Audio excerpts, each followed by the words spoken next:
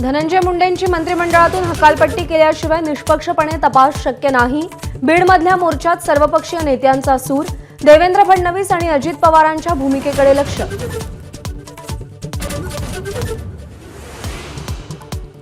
सरपंच हत्या प्रकरणात नावं समोर आलेल्यांना तात्काळ अटक करा. बीडच्या मोर्चातून जरांगेंची मागणी.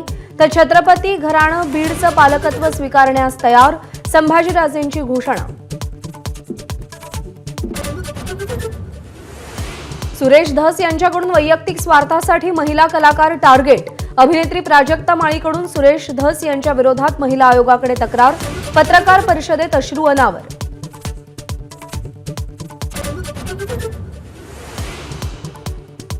बीड हत्या प्रकरणातील फरार आरोपींची संपत्ती जप्त करा. मुख्यमंत्री देवेंद्र फडणवीसांचे सीआयडी पथकाला आदेश. बंदुकीसोबत फोटो असणाऱ्यांचे परवाने रद्द करण्याच्याही सूचना.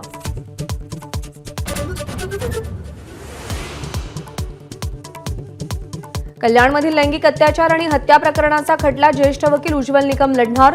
तर 30 दिवसात चार्जशीट दाखल करण्याचे मुख्यमंत्र्यांचे ठाणे पोलीस आयुक्तांना निर्देश.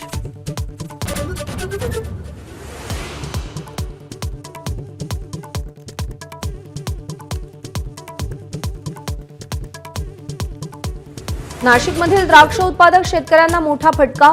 वातावरणातल्या बदलामुळे द्राक्ष उत्पादक शेतकरी चिंतेत.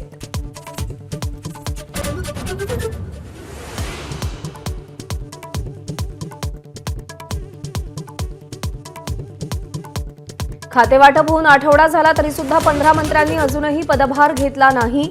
भाजपचे 9, शिवसेनेचे 3 आणि राष्ट्रवादीचे 3 मंत्री मंत्रालयापासून दूर.